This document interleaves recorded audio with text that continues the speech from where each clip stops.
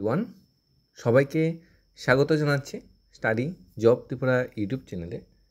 Tripura police constable interview যা কিছুদিনের মধ্যেই শুরু হচ্ছে, এই ইন্টারভিউ নিয়ে সবাই এখন জোর কদমে প্রিপারেশান নিচ্ছে। সবাই এখন লাস্ট মিনিটে চেয়ে নিচ্ছে যে ইন্টারভিউতে কী কী ধরনের প্রশ্ন করা হতে পারে। অনেকখান থেকে তোমরা নোট কালেক্ট করেছো, নোট কালেক্ট করে পড়াশোনা করেছো, বই থেকে পড়াশোনা করছো, যে যেখান থেকে পারছে সেখান থেকে পড়াশোনার মাধ্যমটা চুজ করছে যাতে ইন্টারভিউটা ভালো হয়ে যায়। কারণ এটা একটা সর্বশ্রেষ্ঠ সুযোগ। অনেকের হয়তো বয়স পেরিয়ে যাবে, এরপর কোনো ইন্টারভিউ ফেসও করতে পারবে না। অনেকের হয়তো নেক্সট পুলিশ ইন্টারভিউ নাও সিলেকশন হতে পারে। তাই এই যে সুযোগটা, এই সুযোগটা কেউ মিস বা হাতছাড়া করতে পারছে না বা করতে চাই না। এই উপর ভিত্তি করে আমরা আজকে পুলিশ কনস্টেবলের ক্লাস 11 নিয়ে এসেছি, 11তম ক্লাস নিয়ে এসেছি। আজকে আমরা টপ 100 কোশ্চেন নিয়ে আলোচনা করব। টপ 100 কোশ্চেনের ভিতরে কী কী ধরনের কোশ্চেন পুলিশ কনস্টেবল ইন্টারভিউতে করা হবে বা প্রিভিয়াসলি বিভিন্ন এক্সামে কী কী ধরনের কোশ্চেন করা হয়েছে সেইগুলো নিয়ে আমরা আলোচনা করব। টপ 100 কোশ্চেন, আশা করি তোমরা এখান থেকে 5 থেকে 7টি কোশ্চেন ইন্টারভিউতে পেয়ে যাবে যদি ভিডিওটা তোমরা প্রথম থেকে শেষ পর্যন্ত দেখো। আজকের ভিডিওটা স্পেশালি শুধু তোমাদের জন্য। ভিডিওটা যদি একটু বড় হয়ে যায় তোমরা একটু কষ্ট করে একটু দেখে নিও, কারণ আজকের ভিডিওটা তোমার জন্য খুবই খুবই স্পেশাল। সবচেয়ে প্রথম কোশ্চেন, তোমার বিষয়ে কিছু বলো। এই যে কোশ্চেনটা, এই কোশ্চেনটার ভিতরে তোমার পুরো ইন্টারভিউ লুকিয়ে আছে। এখন তোমরা নিজের বিষয়ে কীভাবে উপস্থাপন করবে, নিজেকে কীভাবে তোমরা এখানে অ্যাডভার্টাইজ করবে, সেটা হলো সবচেয়ে বড় কথা। তুমি কি করো তুমি ভালোভাবে জানো, তোমার পরিবার জানে, কিন্তু ইন্টারভিউ বোর্ডে যারা বসে আছে তারা তো জানে না তোমার বিষয়ে। তাই তোমার বিষয়ে কিছু বলতে গেলে কীভাবে সাজিয়ে গুছিয়ে বলবে সেটা আগে থেকে প্রিপারেশন নেওয়া দরকার। এখানে বেশি বড় কিছু বলা যাবে না, আবার শর্টকাটও বলা যাবে না। মোটামুটি 4-5টা বাক্যে পুরা তোমার সেন্টেন্সের পুরা ডেফিনেশন তোমার দিয়ে যেতে হবে যে তুমি কী করো। অ্যাকচুয়ালি তোমরা উত্তরটা এইভাবে দিতে পারো, আমার নাম, আমার বাড়ি, আমি এততম পাস করেছি, অর্থাৎ আমার নাম রাকেশ দাস, আমার বাড়ি উদয়পুর, আমি গ্র্যাজুয়েশন পাস করেছি এত সনে, বর্তমান সময়ে আমি বিভিন্ন চাকরি পরীক্ষার প্রিপারেশান নিচ্ছি, আমার বাড়িতে মা বাবা বোন আছে। এতটুকু দিয়ে তোমরা তোমার প্রিপারেশানটা শেষ করে নিতে পারো। তোমার বিষয়ে কিছু বলতে যে বলা হলো সেটা তোমরা শেষ করে নিতে পারো। এখন তোমার বিষয়ে কিছু বলতে গেলে তুমি যেরকম বলেছো তুমি গ্র্যাজুয়েশন করেছো, তখন সেটা থেকে ক্রস ফায়ার কোশ্চেন করতে পারে কোন বিষয়ে গ্র্যাজুয়েশন করেছো। ধরো বাংলা বিষয়ে, এখান থেকে ক্রস ফায়ার কোশ্চেন করতে পারে, বাংলা থেকে 2-3টা কোশ্চেন বেরিয়ে আসতে পারে। ঠিক আছে, এখন তুমি বিভিন্ন চাকরির প্রিপারেশান নিচ্ছো, তুমি উত্তর দিয়েছো, উত্তর থেকে কিন্তু প্রশ্ন বেরোবে। এখন বিভিন্ন চাকরির প্রিপারেশান নিচ্ছো, কী কী চাকরি ইন্টারভিউ এতদিন দিয়েছো, এটাতে সফলতা পাওনি কেন, এই ইন্টারভিউটার জন্য তুমি কী কী মাধ্যম বা কী কী কোথায় থেকে পড়াশোনা করেছো সেই বিষয়ে জানতে চাওয়া হতে পারে। তুমি চাকরির না পেলে কী করবে, চাকরি তোমাকে কেন দেবো সেই বিষয়ে তোমাকে কোশ্চেন করা হতে পারে। তোমার বাড়িতে কে কে আছে তখন কোশ্চেন করা হতে বলে বাবা মা বোন ভাই আছে। বাবা কী করে কসপায়ের কোশ্চেন করতে পারে, তখন বাবা বললে কৃষক আছে। এখন তুমি কৃষিকাজ না করে এখানে এসেছো কেন, সেই ধরনের কোশ্চেন করতে পারে। সবসময় মনে রাখবে তুমি যে উত্তরটা দেবে এটাতে ক্রস ফায়ারে কিন্তু 3-4টা নতুন কোশ্চেন বেরিয়ে আসবে। তারা তো তোমার জন্য গদবান্ধার 10-12টা কোশ্চেন নিয়ে বসেনি যে এটা আসবে ত্রিপুরা জিকে থেকে, ত্রিপুরা কারেন্ট অ্যাফেয়ার্স থেকে 10টা কোশ্চেন করবো, সেই ধরনের তো তারা এখানে নিয়ে বসেনি। তাই তোমরা যা উত্তর দেবে তা থেকে ঘুরিয়ে বিতে তারা কোশ্চেন বের করবে। এটাই ইন্টারভিউ রুলস, এটাই ইন্টারভিউর মেন মাধ্যম। তুমি কী করো, তুমি বর্তমানে বেকারত্ব আছো, তুমি বিভিন্ন চাকরির ইন্টারভিউর প্রিপারেশান নিচ্ছ, সেইটা তুমি সাজিয়ে গুছিয়ে বলতে পারো। তোমার কোয়ালিফিকেশন কি, প্রথম কোশ্চেন দিয়ে চলে যাবে। যখন বলবে তোমার বিষয়ে কিছু বলো, তোমার বিষয়ে কিছু না বলে ডাইরেক্ট তোমাকে কোশ্চেন করতে পারে তোমার কোয়ালিফিকেশন কি, তোমার এক্সট্রা নলেজ আছে কিনা। এক্সট্রা নলেজ বলতে তোমার কোনো কম্পিউটার নলেজ আছে কিনা, তুমি এনসিসি বা এনএসএস যে স্কিমে কোনো কাজ করেছো কিনা, তোমার স্পোর্টস কোটাতে কোনো তোমার এক্সপিরিয়েন্স আছে কিনা, কোনো সার্টিফিকেট আছে কিনা, তোমার নলেজ আছে কিনা, এক্সট্রা নলেজ, এডুকেশন নলেজ বলে এক্সট্রা কোনো নলেজ বা এক্সট্রা সার্কেল অ্যাক্টিভ আছে কিনা সেই বিষয়ে তোমাকে কোশ্চেন করা হতে পারে। ত্রিপুরা দীর্ঘতম নদী মনু নদী। এখন ত্রিপুরা নদীগুলির বিষয়ে কিন্তু তোমাদের জানা থাকা খুব দরকার। বিভিন্ন ত্রিপুরাতে নদীগুলি আছে, নদীগুলি কোথায় থেকে উৎপত্তি হয়েছে, কোন নদীর লেন্থ কতটুকু, কোন নদীর দৈর্ঘ্য কতটুকু, কোনটা বৃহত্তম কোনটা দীর্ঘতম, সেই বিষয়ে কিন্তু তোমার জানা থাকা খুবই দরকার। যেমন সবচেয়ে যে নদীগুলো আছে রিভার, এখানে মনু নদীর লেন্থ 167 কিলোমিটার, এটা হলো সবচেয়ে দীর্ঘতম নদী ত্রিপুরা রাজ্যে। এর মধ্যে তোমাদের মনু নদীর সৃষ্টি হয়েছে সাকান পাহাড় থেকে, খোয়াই নদী 166, দ্বিতীয় দীর্ঘতম নদী সৃষ্টি হয়েছে লংতরে পাহাড় থেকে, গোমতী 133 কিলোমিটার সৃষ্টি হয়েছে তীর্থমুখ থেকে। তীর্থমুখ কোথায় থেকে এসেছে, রাইমা লংতরা আর শর্মা আঠামুড়া থেকে। দেও নদী 132 কিলোমিটার তোমাদের জম্পু হিল থেকে। ধলাই নদী 117 কিলোমিটার আটামুড়া হিল থেকে। এমন কোন নদীটা কোথায় থেকে উৎপত্তি হয়েছে সেটা কিন্তু জানা থাকা দরকার। এমন আমাদের ত্রিপুরা রাজ্যে যে আগরতলা শহরটি হাওড়া নদীর তীরে অবস্থিত। হাওড়া নদীর লেন্থ 53 কিলোমিটার। এটা অরিজিন বা সৃষ্টি হয়েছে বড়মুড়া পাহাড় থেকে। ত্রিপুরার পাহাড় এবং নদী বিষয়ে কিন্তু তোমার জানা থাকা খুব খুব দরকার, খুব দরকার। এইগুলো কিন্তু মিস করবে না। এবং তুমি যে শহর থেকে এসেছো, ধরো বেলুনিয়ান শহর থেকে এসেছো, বিশালগড় শহর থেকে এসেছো, ধর্মনগর শহর থেকে এসেছো, উদয়পুর শহর থেকে এসেছো, তো প্রত্যেকটা শহরে একটা না একটা নদী থাকে। সেই নদীটার নামটা কিন্তু অবশ্যই জেনে নেবে, সেই নদীর উৎপত্তিস্থলটা কিন্তু অবশ্যই জেনে নেবে। সবগুলো নদীর নাম তো ত্রিপুরা ইতিহাসে 7টা থেকে 11টা নদীর নাম ম্যাক্সিমাম দেওয়া আছে। তো তোমার শহরেও তো একটা নদী আছে, সেই নদীটার বিষয়ে কিন্তু টুকটাক কিছু জেনে যাবে। সিপাহীজলা জেলায় কয়টা থানা আছে সেই বিষয়ে তোমার কোশ্চেন করা হতে পারে। কয়টা মহিলা থানা আছে? সিপাহীজলা জেলায় বর্তমানে একটাই মহিলা থানা আছে। আর পুরা ত্রিপুরার যদি মহিলা থানার সংখ্যা ধরা হয় তাহলে 9টা। প্রত্যেকটা ডিস্ট্রিক্টে একটি করে মহিলা থানা আছে এবং ওয়েস্ট ত্রিপুরা ডিস্ট্রিক্টে 2টি মহিলা থানা আছে। এবং যখন তুমি বিশালগড়তে গিয়েছো বা সিপাহীজলা ডিস্ট্রিক্টে গিয়েছো, তাহলে ওই ডিস্ট্রিক্টে যে বিভিন্ন যে সাবডিভিশন তোমার বাড়ি, সেই সাবডিভিশনে এসডিপির নাম জানা যেতে পারে, যেমন বিশালগড়, সোনামুড়া, জম্পুজলা, বা যে পিএসএ আন্ডারে বাড়ি, তোমার পিএসএ ওসির নাম তোমাকে জানতে চাওয়া হতে পারে। সে বিষয়ে একটু স্টাডি করে যাবে। যেমন সিপাহীজলা জেলা সদর দপ্তর বিস্তারমঞ্জ 2012 সালে প্রতিষ্ঠিত হয়। টুরিস্ট প্লেসটি যেমন সিপাহীজলা ওয়াইল্ড লাইফ সেঞ্চুরি, জু যেটা বলা হয়, নীরমহল বুদ্ধস্তূপা যেটা তোমাদের বস্কনে অবস্থিত, কসবেশ্বরী কালীবাড়ি। সিপাহীজলা জেলার কয়টা ব্লক আছে, কয়টা সাবডিভিশন আছে, এই যে ত্রিপুরার ব্লক ও সাবডিভিশন নিয়ে আমি ক্লাস 10, যেটা Tripura police constable related class 10তম স্থানে একদম ডিটেলস আলোচনা করেছে। এই ভিডিওতে আমি এই জিনিসগুলো নিয়ে আর বেশি আলোচনা করছি না। আমি লাস্ট ভিডিওতেই ত্রিপুরার ডিস্ট্রিক্ট, সাবডিভিশন, ব্লক বা টুরিস্ট প্লেস নিয়ে কিছুটা আলোচনা করেছি। তাই এইগুলো আমি স্কিপ করে যাচ্ছি। এটা কিন্তু তোমরা ভালোভাবে জেনে যাবে। যেমন গোমতী ডিস্ট্রিক্ট ধরলে, গোমতী ডিস্ট্রিক্টের সদর দপ্তর কোথায়, গোমতী ডিস্ট্রিক্টের টুরিস্ট প্লেসগুলো কী কী, সাবডিভিশন কী, ব্লক কী, কোন সাবডিভিশন আন্ডারে কোন block, Unakoti district tourist place কী কী আছে সেই বিষয়ে, বা Dhalai district, west Tripura district, সেই বিষয়ে কিন্তু তোমরা ভালোভাবে জেনে যাবে। যেমন west Tripura district headquarter Agartala, tourist place Ujjayanta palace, 14 দেবতা বাড়ি, জগন্নাথ মন্দির। ডুকলি ব্লকটা আছে সদর সাবডিভিশন আন্ডারে। বামুটি, হেজামারা, লেফুঙ্গা, মোহনপুর আছে মোহনপুর সাবডিভিশন আন্ডারে। বেলবাড়ি, জিরানিয়া, মান্দাই, ওল্লাগরতলা আছে জিরানিয়া সাবডিভিশন আন্ডারে। এই বিষয়ে একটু জেনে যাবে। ত্রিপুরা যোগাযোগ ব্যবস্থা আমরা সবাই জানি। ত্রিপুরা যোগাযোগ ব্যবস্থার বিষয়ে ম্যাক্সিমাম কোশ্চেনগুলো করা হয়। আমরা তো সবার মাঝে একটা মিসকনসেপ্ট আছে। মিসকনসেপ্টটা হলো আমরা সবাই ভাবি ত্রিপুরাতে একটিমাত্র জাতীয় সড়ক আছে, সেটা হলো NH8, আর কোনো জাতীয় সড়ক নেই। কিন্তু এটা কিন্তু ভুল, এটা কিন্তু একদম ভুল। তোমরা মনে রাখবে, বারবার বলছি, একটু স্টাডি করে যাবে এই জিনিসগুলো। একটি ভুল করলে কিন্তু তোমার ইন্টারভিউ থেকে তোমার নামটা কেটে যেতে পারে, তোমার মেরিট লিস্ট থেকে তোমার নামটা কেটে যেতে পারে। দেখবে ল্যাব টেকনিশিয়ান বা ফার্মাসিস্ট অনেকে চাকরি পেয়েছে, যারা রিটেনে ভালো করেনি তারাও চাকরি পেয়ে গেছে, যারা রিটেনে ভালো করেছে তারা চাকরি পায়নি, কারণ ভাইভাটা একটু হার্ড হয়েছে, ভাইভাটা তাদের জন্য কমফোর্টেবল হয়নি। এ বিষয়ে অনেক কমপ্লেনও আছে, বিশেষ করে ল্যাব টেকনিশিয়ানের পোস্টে যারা ফাইনাল মিনিস্টার স্থান পেয়েছে। তাই তোমরা সেই ধরনের জায়গায় গিয়ে না পুষতে গেলে ভালো হবে। ইন্টারভিউ প্রিপারেশনও ইন্টারভিউটা ভালো হবে। তো যেমন ত্রিপুরা জাতীয় সড়ক আছে টোটাল 6টা। আমি বলে দিচ্ছি জাতীয় সড়কটির নাম এবং কোডটা কোথা থেকে সৃষ্টি হয়েছে। NH8 যেটা চুরাইবাড়ি থেকে একদম সাবরুম পর্যন্ত যেটা গিয়েছে, শ্রীরামপুর পর্যন্ত যেটা গিয়েছে NH8। আগে এটা ওল্ড NH44 ছিল। NH44-এ এটা মনু কাঞ্চনপুর হয়ে সিমলাং পর্যন্ত গিয়েছে। এটা দৈর্ঘ্য 134 কিলোমিটার। তারপরে তোমার NH108 যেটা জুলাইবাড়ি থেকে বেলুনিয়া গিয়েছে, এটা দৈর্ঘ্য 22.9 কিলোমিটার। NH208 যেটা সৃষ্টি হয়েছে কুমারঘাট, কৈলাসহর, খোয়াই, তেলিয়ামন, অমরপুর হয়ে সাবরুম গিয়েছে, সেটা দৈর্ঘ্য 265 কিলোমিটার। NH208 যেটা কৈলাসহর থেকে কুর্তি বীজ পর্যন্ত গিয়েছে, 45 কিলোমিটার দৈর্ঘ্য। তারপর NH108B এটা খোয়াই থেকে আগরতলা এসেছে, এটা মাত্র 55 কিলোমিটার দৈর্ঘ্য। টোটাল জাতীয় সড়ক আছে 923.3। আর জাতীয় সড়কগুলি সবগুলো কিন্তু NHIDCL আন্ডারে কিন্তু এটা পরিচালিত হয়। NHIDCL আন্ডারে একমাত্র আমাদের চুরাইবাড়ি থেকে আগরতলা যে জাতীয় সড়কটা, সেটার যে লেন্থ, তার থেকে কিছু ন্যাশনাল হাইওয়ে যেটা PWD আছে, ওনারা আন্ডারে 84 কিমি মেনটেন্যান্স হয়। এটা হলো জাতীয় সড়কের টোটাল বিবরণীটা। আমরা নেক্সট চলে যাচ্ছি। ত্রিপুরার 3টি ট্যুরিস্ট প্লেসের নাম বলো। ট্যুরিস্ট প্লেসের নাম বা তোমাদের ট্যুরিস্ট প্লেস বিষয়ে জানতে যা হলো, এখন কাকে কোন ট্যুরিস্ট প্লেস বিষয়ে কোশ্চেন করে সেটা তো নাও জানা থাকতে পারে। তাই ট্যুরিস্ট প্লেসগুলোর বিষয়ে আমরা জাস্ট একটু টাচ করে চলে যাচ্ছি, বেশি সময় নেব না তোমাদের কাছ থেকে। যেমন সবচেয়ে প্রথম নীরমহল অর্থাৎ হলো জলের প্রাসাদ। এটি একটি রাজকীয় প্রাসাদ যা ভারতের তৎকালীন ত্রিপুরা রাজ্যের রাজা বীর বিক্রম কিশোর মাণিক্য বাহাদুর 1930 সালে রুদ্রসাগর হ্রদের মাঝখানে তৈরি করেছিলেন এবং 1938 সালের মধ্যে এটি সম্পূর্ণ হয়েছিল। অর্থাৎ নীরমহলটি কে নির্মাণ করেছে? ত্রিপুরা রাজ্যের রাজা বীর বিক্রম কিশোর বাহাদুর। কবে থেকে নির্মাণ কাজ শুরু? 1930 সাল থেকে। কবে নির্মাণ কাজ সম্পূর্ণ? 1938 সালে। নীরমহলটির ভারতের এমন 2টা জলের প্রাসাদ আছে, এর মধ্যে নীরমহল হলো সবচেয়ে বড়। এমন আরেকটা জলের প্রাসাদ হলো রাজস্থানের জলমহল।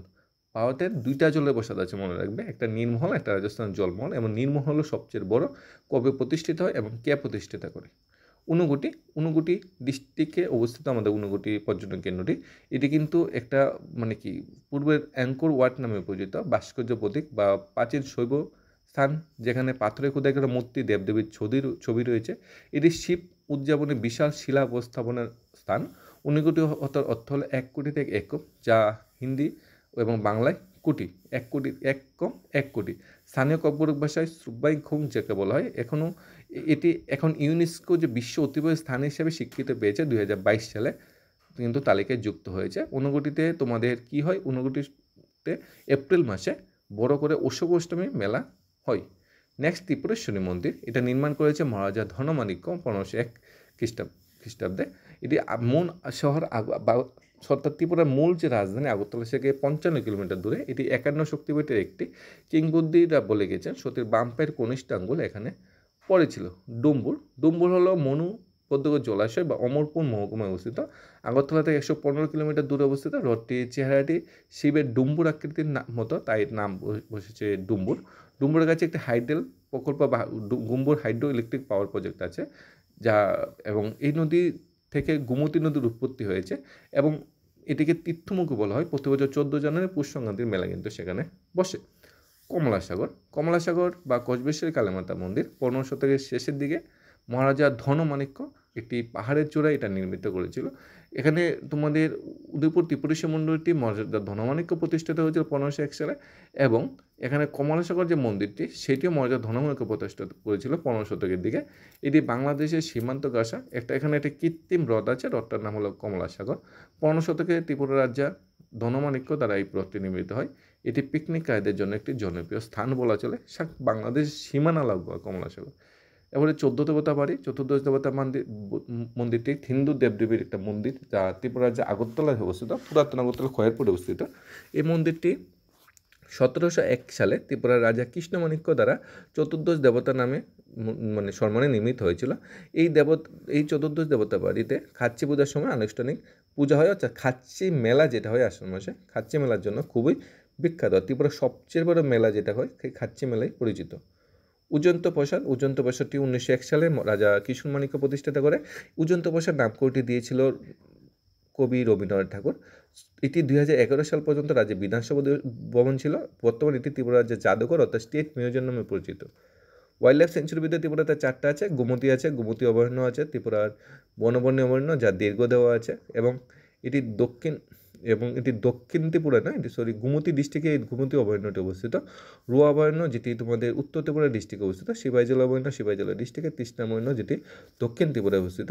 তৃষ্ণা অভয়ারণ্যটি বেলুনিয়া মহকুমার থেকে 18 কিলোমিটার দূরে অবস্থিত। সিপাহীজলাটি মূল শহর আগরতলা থেকে 25 কিলোমিটার দূরে অবস্থিত। ছবিমুড়া গোমতী নদীর তীরে খাড়া পাহাড়ের দেওয়ালে পাথরে খোদাই করা প্যানেলের জন্য ছবিমুড়া নামে পরিচিত। এদিকে ত্রিপুরার কি বলে, ত্রিপুরার অ্যামাজনে কিন্তু বলা হয় ছবিমুড়াকে। পিলাক একটি প্রত্নতাত্ত্বিক স্থান, যেখানে বুদ্ধ হিন্দু সম্প্রদায়ের অনেক ছবি বা কাঠামো আবিষ্কৃত হয়েছে। 1927 সালে এটা পাওয়া গেছে এই ভাস্কর্যটা।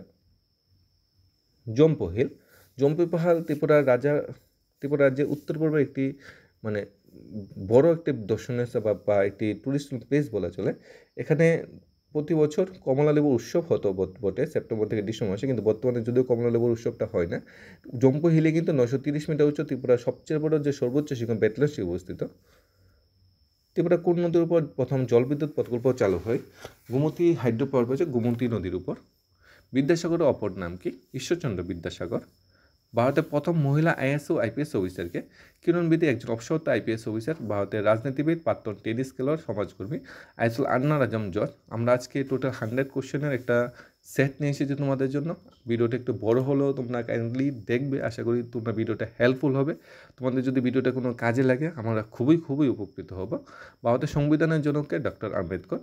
ত্রিপুরা ইউনিভার্সিটি কোথায় অবস্থিত? ত্রিপুরা ইউনিভার্সিটি ভাইস চ্যান্সেলরকে? এনএচএস সূর্য ইউনিভার্সিটি হলো সূর্যমণিনগরে ত্রিপুরা ইউনিভার্সিটি অবস্থিত।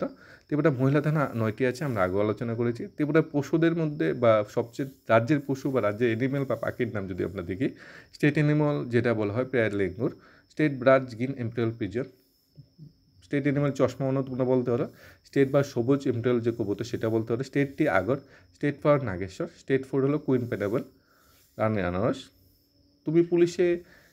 তুমি কেন আসতে চাও, অর্থাৎ ত্রিপুরা পুলিশে তুমি কেন জয়েন করতে চাও? সবারই তো একটা লাইফের ড্রিম থাকে, এবং তুমি কেন ত্রিপুরা পুলিশে আসতে চাও সেটা বিষয়ে তোমার নিজের বক্তব্যটা এখানে পেশ করতে পারো, সাজিয়ে পেশ করতে পারো যে ত্রিপুরা পুলিশে চাকরি করা আমার একটা স্বপ্ন, আমি সবসময় এইভাবে ডিফেন্সে চাকরি করতে আগ্রহী, এবং পুলিশের চাকরিটা আমার একটা ড্রিম জব। এই জবটার জন্য আমি অনেক দিন যাবত প্রিপারেশন নিয়েছি, নিজেকে ফিজিক্যালি মেন্টালি ফিট করেছি, সে বিষয়ে তোমরা সাজিয়ে গুছিয়ে দিতে পারো। ত্রিপুরা পুলিশের চিফকে ডাইরেক্টর জেনারেল পুলিশ অর্থাৎ ডিজিপি যেটা বলা হয়, সে অমিতাভ রঞ্জন বর্তমানে আছে। ফুল ফর্ম যদি কিছু, যেমন সিডে কনস্টেবল, এসসিডে head constable, PI police inspector, ASI assistant sub inspector, ASI sub inspector, DC deputy superintendent of police, ACP assistant commissioner of police, SP superintendent of police, ASP assistant superintendent of police, SSP senior superintendent of police, IG inspector general of police, DGP director general of police, IB intelligence bureau, CID crime investigation department, RPF railway police force, CID criminal investigation department, FIR first investigation report. ভারতের সোনার মন্দির আছে, তুমি কি জানো সেটা কোথায় অবস্থিত? সেটা হলো গোল্ডেন টেম্পল, যেটা অমৃতসরে অবস্থিত। গোলাপি শহর কাকে বলে? জয়পুর। এখন বিজ্ঞান নগরী কাকে বলা হয় সেটা জানতে পারে বেঙ্গালুর, কিংবা তোমাদের কমলালেবু শহর কোনটা বলা হতে পারে নাগপুর, সেটা জানতে পারতে। পিঙ্ক সিটি যেগুলো আমরা বলে দিলাম গোলাপি। তারপর ভারতের ম্যানচেস্টার আহমেদাবাদকে বলা হয় সেই বিষয়ে, বা দুর্গাপুরকে ভারতের রোড বলা হয় সেই বিষয়ে অনেকগুলো ঘুরিয়ে ফিরিয়ে তোমাকে কিন্তু কোশ্চেন করা হতে পারে। ত্রিপুরা থেকে কে এবছর পদ্মশ্রী অর্থাৎ 2023-24 কে পেয়েছিল? স্মৃতিরেখা চাকমা এবং চিত্তরঞ্জন দেববর্মা। সিয়াচেন বর্ডার কাদের দখলে অবস্থিত? সিয়াচেন বর্ডার একটা ডিফিকাল্ট বা একটা ডেঞ্জারাস বর্ডার যেটা বলা হয়, যেখানে অনেক ধরনের ইতিহাস লুকিয়ে আছে, অনেক ধরনের রক্ত মাখা আমাদের সৈনিক, আমাদের আর্মিদের ইতিহাস লুকিয়ে আছে, গর্বের ইতিহাস। সিয়াচেন হিমালয়ের পূর্ব কারাকরম রাজ্যে অবস্থিত, পয়েন্ট NH9842 ঠিক উত্তর পূর্ব, যেখানে ভারত পাকিস্তান এলওসি শেষ হয়। সমগ্র সিয়াচেন হিমবাহ সমস্ত প্রধান 1906 সাল থেকে ভারত প্রশাসনের অধীনে রয়েছে অপারেশন মেঘদূতের মাধ্যমে, নাকি? উদয়পুর থেকে আগরতলাকে ত্রিপুরা রাজধানী স্থানান্তর করে, উদয়পুর থেকে আগরতলা রাজধানীতে কে স্থানান্তর করে? 1760 খ্রিস্টাব্দে মহারাজা কৃষ্ণমণিকর রাজ্যের রাজধানী উদয়পুর থেকে পুরাতন আগরতলা স্থানান্তর করে। পুরাতন আগরতলা থেকে পুরাতন হাবিতলি বলা হয়। উদয়পুর 1170 বছর ধরে ত্রিপুরা রাজধানী ছিল। রাজা গুজা-রুক্ষা ছিলেন উদয়পুরের শাসনকালীন প্রথম রাজা, এবং কিষাণ মাণিক্য ছিলেন শেষ রাজা। ত্রিপুরার বৃহত্তম নদীর নাম গোমতী। বৃহত্তম কিন্তু গোমতী, দীর্ঘতম দুইটাতে কিন্তু কনফিউশন সৃষ্টি করবে না। প্রথম মহিলা রাষ্ট্রপতি প্রতিভা দেবী সিং পাটিল। এসপি অফিস আছে ত্রিপুরা 8টা, স্বাভাবিক 8টা ডিস্ট্রিক্ট থাকলে 8টা এসপি অফিসেই থাকবে। কাদের পুলিশ বলা হয়? যা এখন তুমি পুলিশকে কীভাবে চিনবে? কী ধরনের কমপ্লিকেটেড কোশ্চেন করা হতে পারে আমরা আইডিয়া করতে পারি না, এই ধরনের কোশ্চেন কি বইয়ে পাবে? কাদের পুলিশ বলা হয়, পুলিশে কীভাবে চিনবে? অবশ্যই নাও পেতে পারো, আবার পেতেও পারো। তাই এই ধরনের কোশ্চেনগুলো কিন্তু ইন্টারভিউতে করা হবে। প্রিপেয়ার, কোনো প্রকার মিসগাইড হবে না, কোনো প্রকার কনফিউশন রাখবে না, ডাউট রাখবে না। অবশ্যই কমেন্ট করে জানাবে কোনো প্রকার প্রবলেম বা ডাউট থাকলে। কাদের পুলিশ বলা হয়? এখন তোমাদের প্রশ্নটা কী আসে, যারা পুলিশের ড্রেস পরে থাকে তাদের পুলিশ বলে, সেই ধরনের উত্তরে আসবে, কিন্তু এটা সাজিয়ে গুছিয়ে দিতে হবে। যারা দেশের আইন কানুন নিরাপত্তার দায়িত্বে ন্যস্ত থাকে তাদেরই পুলিশ বলা হয়। পুলিশের বিভিন্ন পোশাক থাকে, বিভিন্ন পোস্টের ওয়াইজ বিভিন্ন সিম্বল থাকে, এসআই থেকে শুরু করে আপ টু ডিজিপি পর্যন্ত। এভাবে আমরা পুলিশ চিনতে পারি। একটা পোশাক, একটা পরিচ্ছেদের মাধ্যমে চিনতে পারি, কারণ পুলিশের একটা নির্দিষ্ট একটা পোশাক পরিচ্ছেদ আছে। আর পুলিশ কাদেরকে বলবো? যারা নির্দিষ্ট ড্রেস বা পোশাক পরিধান করে দেশের আইন, রাজ্যের আইন শৃঙ্খলা বজায় রাখে, নিরাপত্তা কাজে জড়িত থাকে, যাতে কোনো প্রকার বিশৃঙ্খলা আইন যাতে নষ্ট না হয়, আইন কানুন যাতে সব মেনে চলে সবাই, সেই বিষয়ে যারা প্রতিনিয়ত কাজ করে চলছে তাদেরই তো আমরা পুলিশ বলবো। গৃহমন্ত্রীর নাম, প্রধানমন্ত্রীর নাম বা রাষ্ট্রপতির নাম, এই ধরনের কিন্তু কোশ্চেন করা হবে। ত্রিপুরা রাজ্য বলে নাম ইন্দ্রসেনা রেড্ডি নাল্লু, মুখ্যমন্ত্রীর নাম ডক্টর মানিক শাহ, রাষ্ট্রপতির নাম দ্রৌপদী মুর্মু, প্রধানমন্ত্রী নরেন্দ্র মোদী। সে বিষয়ে একটু ভালোভাবে দেখে যাবে। জেনারেল চিফ ইন্ডিয়ান আর্মি কে আছে? একটি থানাতে কতজন পুলিশ থাকে? এখন কোশ্চেন তোমরা কেমনে বলবে? কোনো থানাতে 15 জন 20 জন থাকতে পারে, কোনো থানাতে 40 জন থাকতে পারে। এখন তুমি কীভাবে জানবে একজন থানাতে কজন পুলিশ থাকে? সেটা অবশ্যই তোমার জানা নয়। তোমরা উত্তরটা তাহলে কীভাবে দেবে? ডাইরেক্ট তো 10-15 বলতে পারবে না। স্যার একটি পুলিশ থানাতে কতজন পুলিশ থাকে সেটা তো আমার জানা নেই। তবে আমরা যতটুকু জানি স্যার, পুলিশ থানাতে দারোগা বা ইন্সপেক্টর থাকে, সাব ইন্সপেক্টর থাকে, কনস্টেবল থাকে, হেড কনস্টেবল থাকে, এসপিও থাকে, ড্রাইভার থাকে। এই ধরনের পোস্টে কর্মচারী একটা পুলিশ থানাতে থাকে। ত্রিপুরা টিএসআর গঠন কবে হয়? ত্রিপুরা গড়বের TSR battalion, TSR first battalion কবে গঠিত হয় সেই বিষয়ে কোশ্চেন করা হতে পারে তোমাদের। ত্রিপুরা বিধানসভা ত্রিপুরা রাজ্য রাইফেলস আইন পাস করে 1983 সালে, সেই আইনের ভিত্তি করে 12 মার্চ 1984 সালে ফার্স্ট ব্যাটালিয়ন টিএসআর অস্তিত্ব ঘটে। এটি অন্যান্য টিএসআর ব্যাটালিয়ন উৎখানের মাধ্যমে অনুসরণ করা হয়েছিল। ফার্স্ট ব্যাটালিয়ন 1984 সালের 22 মার্চ, আর আইনটা কবে পাস হয়? 1983 সালে। ত্রিপুরা কয়েকটি পাহাড়ের নাম যেমন বনমোড়া আছে, আঠারোমালা, লংতরা, শাখান, জম্পুইল। নদীর নাম আমরা অলরেডি পড়ে নিয়েছি, গোমতী, খোয়াই, হাওড়া, লংতরা, দহাই নদী। ত্রিপুরা থেকে আগরতলা থেকে সাবরুম জাতীয় সড়ক 8 নম্বর জাতীয় সড়ক। ত্রিপুরা পুলিশের কাজ কি তোমরা জানো ভালোভাবে, ত্রিপুরা পুলিশের কাজ কি এই বিষয়ে আমরা অনেকটি ভিডিওতে আলোচনা করেছি। সংক্ষেপে একটু বলে দিচ্ছি, ত্রিপুরা পুলিশের কাজ হলো ত্রিপুরা আইন শৃঙ্খলা বনয়ন করা, ত্রিপুরার শান্তি বজায় রাখা এবং কোথায় যাতে আইনের শাসন যাতে কোথায় যাতে নষ্ট না হয় সেই বিষয়ে তদারকি করা, এবং কোনো ক্রাইম হলে তা ইনভেস্টিগেশন করে দোষীকে পাকড়াও করা, ধরা এবং তার সঠিক শাস্তি বা সঠিক ধারণা অনুযায়ী অ্যাকশন নেওয়া, এফআইআর নেওয়া। ঠিক আছে, এই ধরনের কাজগুলি পুলিশ করে থাকে। এবারে কয়েকটি তীর্থস্থান হয়, আমরা যেটা তীর্থস্থানে যখন আমরা বলবো তখন হঠাৎ করে বলে দিলে চলবে না যে তীর্থস্থান হলো বলমোড়া পাহাড়, তীর্থস্থান হলো মানে এই কমলাসাগর, সেভাবে বলে দিলে তো চলবে না। তীর্থস্থান হলো যেখানে তীর্থ করতে যাই, যেখানে মানুষের পূজা অর্চনা, ঠাকুর একটু এই জিনিসটা থাকবে, সেটাই তো তীর্থস্থান হবে নাকি। কিংবা যেখানে ঐতিহাসিক কোনো জিনিস আছে, দেখার মতো জিনিস আছে, পিকনিক করার মতো নয়, সেটাই তীর্থস্থান। আমরা বুদিপুর মাতাবাড়িটা বলতে পারি, কমলাসাগর বলতে পারি, চৌদ্দদাবাড়ি বলতে পারি, উনকুটিও বলতে পারি। এই যেগুলি তো বিশেষ তীর্থমুখ বলতে পারি, তীর্থস্থান যেগুলো। এবারে কোথায় কমলালেবু পাওয়া যায়? জম্পুই। এখন জম্পুই হলে কমলালেবু কবেই পাওয়া যায়, কিল্লায় তবু কিছুটা পাওয়া যায়। সুপ্রিম কোর্টের প্রধান বিচারপতিকে কে নিয়োগ করেন? এখানে সুপ্রিম কোর্ট ও হাইকোর্টের প্রধান বিচারকের সঙ্গে পরামর্শের পদ অনুযায়ী অনুষ্ঠিত রাষ্ট্রপতি কৃতিত্ব। এখানে সুপ্রিম কোর্ট বা হাইকোর্টের বিচারপতির সাথে পরামর্শ নিয়ে কথা বলে মাননীয় রাষ্ট্রপতি সুপ্রিম কোর্টের প্রধান বিচারপতিকে নির্বাচিত করেন এবং অন্যান্য বিচারপতিদের নির্বাচিত করেন। সুপ্রিম কোর্ট বাদে যে হাইকোর্ট এর প্রধান বিচারপতি আছে তাও কিন্তু অন্যান্য প্রধান বিচারপতি ও সুপ্রিম কোর্টের হাইকোর্টের অন্যান্য বিচারকের সাথে পরামর্শ করে কিন্তু নিযুক্ত করেন। অর্থাৎ রাষ্ট্রপতি নিযুক্ত করেন কিন্তু কথা বলেনি, সুপ্রিম কোর্ট হাইকোর্টের অন্যান্য বিচারের সাথে পরামর্শ নিয়ে কিন্তু নির্বাচিত করে। আসামের রাজধানীর নাম দিসপুর। এখন কোশ্চেন হলো পরীক্ষা তো আসামের রাজধানী আসবে না, বিহার রাজধানী আসতে পারে পাটনা, মধ্যপ্রদেশ আসতে পারে ভোপাল, তারপরে তোমাদের উত্তরপ্রদেশ আসতে পারে লখনৌ, ওয়েস্ট বেঙ্গল আসতে পারে তোমাদের কলকাতা, ত্রিপুরা আগরতলা, মণিপুর ইম্ফল, নাগাল্যান্ড কোহিমা, তারপরে আমাদের আসাম দিসপুর যেটা বলছি, মেঘালয় শিলং আসতে পারে, অরুণাচল প্রদেশ ইটানগর আসতে পারে, সিকিম গ্যাংটক আসতে পারে, তারপর ঝাড়খণ্ড রাঁচি, বিহার, তারপর বিহার পাটনা, ছত্তিশগড় রায়পুর, এই ধরনের উড়িষ্যা ভুবনেশ্বর, মহারাষ্ট্র মুম্বাই, এই ধরনের প্রত্যেকটা রাজ্যের রাজধানীর নাম কিন্তু ভালোভাবে জেনে যাবে। কোনো একটি কার্যকলাপ সন্দেহভাজন কিনা তুমি সেটা কীভাবে যাচাই করবে? এখন কোনো একটা কাজ সন্দেহভাজন কিনা সেইভাবে যাচাই করে কি সেই ক্যাপাসিটি তো তোমার থাকতেই হবে। তুমি তো পুলিশে ইন্টারভিউ দিতে এসেছো, পুলিশের চাকরি করবে। এখন সন্দেহজনক কার্যগুলো তুমি কীভাবে নিতে পারবে? নিজের মতো একটু সাজিয়ে গুছিয়ে দিতে পারো, আমরা জাস্ট গাইড করছি, উত্তরটা তোমরা নিজেদের মতো তৈরি করতে পারো। এই উত্তর তো বইয়ে পাবে না, বইয়ে তো এইসব প্রশ্ন উত্তর নেই, তাই নিজের মতো রেডি করতে হবে। সন্দেহজনক কার্যগুলো কীভাবে বুঝবে? ধরো একটা খালি জায়গাতে একটা গাড়ি দাঁড়িয়ে থাকে, এখানে গাড়ি দাঁড়ানোর কথা নয়, সেটা সৌন্দর্যজনক কার্যকলাপ পরে। কেউ একটা অচেনা মানুষকে দেখছো, তুমি 2-3 দিন ধরে তোমার পাড়া তোমার এরিয়াতে ঘুরপাক করছে, সেটাকে সৌন্দর্যজনক কার্যকলাপ বলো। তুমি কেউ দেখছো, কোনো ব্যক্তি বা বস্তুকে কেউ ফলো করছে, সেটা সৌন্দর্যজনক কার্যকলাপ তোমরা বলতে পারো।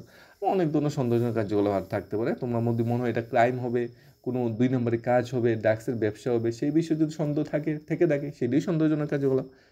কোনো দৃষ্টিকে ত্রিপুরা সরকার আদিম উপজাতি গোষ্ঠী নামে চিহ্নিত করেছে, রিয়াং উপজাতি গোষ্ঠীকে। একজন ভালো পুলিশ অফিসারের গুণাবলী কী কী থাকতে পারে? এবং পুলিশ অফিসার সবাই, তোমরাও পুলিশ অফিসার কনস্টেবল, এবং গুণাবলী কী থাকতে পারে সেটা পুলিশের ভিতরে এমন গুণাবলী থাকতে হবে যে স্বচ্ছতা মেনটেন করবে। এখানে অস্বচ্ছ পদ্ধতি মেনটেন করবে না, ভ্রষ্টাচার করবে না, আইনের শাসন প্রণয়ন করবে। রাজ্যের মানুষ যাতে আইনে বা শান্তিতে থাকতে পারে, নিরাপদ থাকতে পারে, সেই আইনের শাসন প্রয়োগ করবে এবং যদি ক্রাইম হলে তা ইনভেস্টিগেশন করে সঠিক দোষীকে শাস্তির ব্যবস্থা দেওয়ার পরিকল্পনা নেবে, যাতে সঠিক দ্বারা কেস বা অন্যান্য দায়িত্ব হয়। অর্থাৎ নিজের মেন্টালিটিটা পজিটিভ রাখতে হবে এবং স্বচ্ছতা মেনটেন করাই সবচেয়ে বড় কাজ। উজন্ত প্রসাদ বা ভিক্টোরিয়া মেমোরিয়াল হাসপাতাল কে নির্মাণ করেছে? 1901 সালে উজন্ত প্রসাদ নির্মাণ করেছে রাধাকিশোর মাণিক্য। 1903 সালে ভিক্টোরিয়া মেমোরিয়াল হসপিটাল রাধাকিশোর মাণিক্যই তৈরি করেছে। তোমার পরিবারে কেউ কৃষিকাজ করে, সমাজে প্রতিষ্ঠিত, তাহলে তুমি চাকরির জন্য কেলে এসেছো? এখন দেখো তোমার বাবা যদি কৃষিকাজ করে বা তোমার বাবা যদি ব্যবসা করে, তোমার বাবা কী করে যখন কোশ্চেনটা করবে অবশ্যই বলবে কৃষিকাজ করে বা ব্যবসা করে।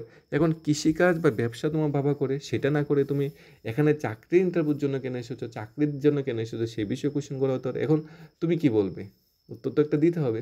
বলতে হবে বিজনেস আমি মানে ছোটোবেলা থেকে, মানে ছোটোবেলা না, একটা নির্দিষ্ট বয়স পর থেকে আমি চাকরির জন্য প্রিপারেশন নিচ্ছি। চাকরি পাওয়ার জন্য যে কোয়ালিটি, যে কোয়ান্টিটি থাকা দরকার তা আমার কাছে আছে। আর বিজনেস আজকালকার দিনে আনসার্টিনিটি, এটা ভিতরে কোনো সার্টিনিটি নেই, এটা নিরাপদ নয়, এবং এই জায়গাতে আমি এত কমফোর্টেবল না। তাই আমি বাবার ব্যবসাতে জয়েন না করে এখানে ইন্টারভিউর জন্য এসেছি। তাই আমি বাবার কৃষিতে জয়েন না করে এখানে ইন্টারভিউর জন্য এসেছি। ত্রিপুরা প্রথম উচ্চ বিদ্যালয়ের নাম কি? 1891 সালে যে প্রতিষ্ঠিত প্রথম উচ্চ বিদ্যালয় উমহন্ত একাডেমি, ত্রিপুরা প্রথম উচ্চ বিদ্যালয়ের নাম। আর 1894 সালে প্রথম বালিকা উচ্চ বিদ্যালয় হলো মহারানী তুলসীবতী উচ্চ বালিকা বিদ্যালয়। কেন্দ্রীয় গ্রন্থাগারটি কে কবে স্থাপিত করে? 1896 সালে বীরচন্দ্র কেন্দ্রীয় গ্রন্থাগারটি স্থাপিত করে। আগরতলা প্রথম ডাকঘর কবে স্থাপিত হয়? 1875 সালে আগরতলা প্রথম ডাকঘর স্থাপিত হয় বীরচন্দ্র মাণিক্য সেটা স্থাপন করে 1 অক্টোবর 1875 সালে। নেক্সট কোশ্চেন, ত্রিপুরার প্রথম মুদ্রার চালু কে করে? 1468 সালে রত্নমাণিক্য প্রথম ত্রিপুরা মুদ্রার প্রচলন শুরু করে। রিয়াং বিদ্রোহের সময় ত্রিপুরার রাজা কে ছিল? বীরচন্দ্র কিশোর মাণিক্য। আর জমাতে বিদ্রোহের সময় ছিল বীরচন্দ্র মাণিক্য। ত্রিপুরায় প্রধান দুইটা ঐতিহাসিক বিদ্রোহ আছে, রিয়াং বিদ্রোহ এবং জমাতে বিদ্রোহ, সেই বিষয়ে একটু দেখে যাবে। ত্রিপুরার রাজা মানব বলিদান প্রথা প্রচলন বাতিল করেছিল, এটা মানব যে বলিদান দেওয়া, ধনমাণিক্য। কোন রাজা প্রথম ত্রিপুরায় চাষ শুরু করে? বীরেন্দ্র কিশোর মাণিক্য 1916 সালে। ত্রিপুরা সতীদাহ প্রথা বা দাস প্রথা কে নিষিদ্ধ করেন?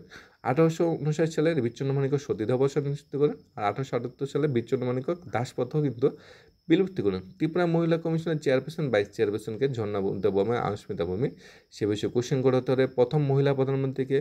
প্রথম মহিলা রাষ্ট্রপতিকে? প্রতিভা দেবী সিং পাটেল প্রথম মহিলা রাষ্ট্রপতি।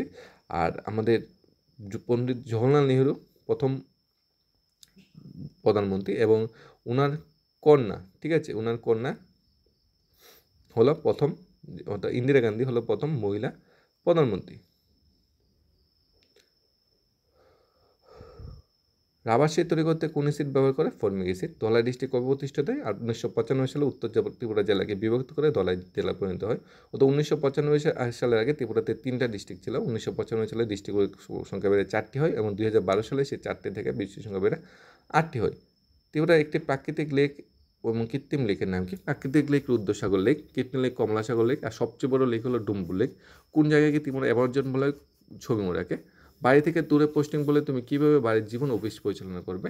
দেখো, ত্রিপুরা এমনিতেই ছোটো, দূরে পোস্টিং পড়তেই পারে। আমি যখন চাকরিতে জয়েন করবো বা চাকরি ইন্টারভিউ দিতে যখন এসেছি, তখনই আমি জানি যে ত্রিপুরার যে কোনো জায়গাতে আমি পোস্টিং দিতে পারে, আমি সেইখানেই চাকরি করব, এবং আমি সপ্তাহ বা উইকলি যদি ছুটি পাই, ছুটিতে বাড়িতে এসে বাড়ির লোকেদের সময় দেবো। ত্রিপুরা গ্রাম পঞ্চায়েত কয়টি? বর্তমানে ত্রিপুরার 8টি জেলা পরিষদে 35টি পঞ্চায়েত সমিতি এবং 589টি গ্রাম পঞ্চায়েত আছে। ভিলেজ কমিটি আছে 587টি, ব্লক উপদেষ্টা কমিটি আছে 40টি। এটা কিন্তু ত্রিপুরা মানে রুরাল ডেভেলপমেন্ট অফিসের ওয়েবসাইট থেকে প্রাপ্ত। অনেকে এখানে 591টা দেখাচ্ছে, কিন্তু Tripura rural development official website আপনারা ভালোভাবে ফলো আপ করবে। সরকারি ওয়েবসাইটে যেটা বলে থাকবে সেটাই কিন্তু কার্যকর হবে। উদয়পুর থেকে আগরতলা যেতে কয়টা সাবডিভিশন পড়ে? এখন তোমার বাড়ি উদয়পুর না হয় সাবরুম হতে পারে, সাবরুম থেকে আগরতলা যেতে কয়টা ডিস্ট্রিক্ট, কয়টা সাবডিভিশন পড়ে? কিন্তু কাঞ্চনপুর থেকে আগরতলা কয়টা সাবডিভিশন করে, ডিস্ট্রিক্ট করে? ঘুরে বেড়ে কোশ্চেন যেটা বলা হয়। উদয়পুর পড়ে, বিশালগড় পড়ে, সদর সাবডিভিশন পড়ে। ব্লক কয়টা আছে? 58টা। আয়তনে বড় ব্লক কাঞ্চনপুর, ছোট হলো খোয়াই। জনসংখ্যায় বড় ব্লক বিশালগড়, ছোট হলো ডুম্বুরনগর। ত্রিপুরা কয়টা জেলা আছে? 8টি। আয়তনে যেটা হলো বড় ধলাই, ছোট ঊনকোটি। জনসংখ্যায় বড় হলো পশ্চিম ত্রিপুরা, ছোট হলো ঊনকোটি। জনসংখ্যা আয়তন দুটোই ছোটো। আর আয়তনে বড় হলো ধলাই, জনসংখ্যায় বড় হলো পশ্চিম ত্রিপুরা।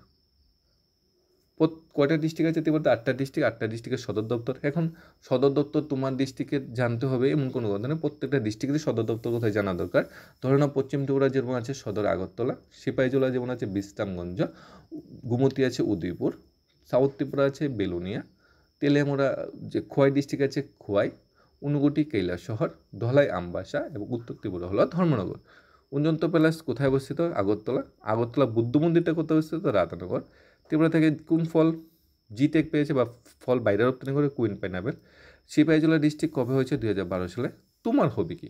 হবি জিনিসটা মানে এতটা ইম্পর্টেন্ট একটা ইন্টারভিউতে, তোমরা যখন ইন্টারভিউ দিতে যাবে তখন বুঝবে।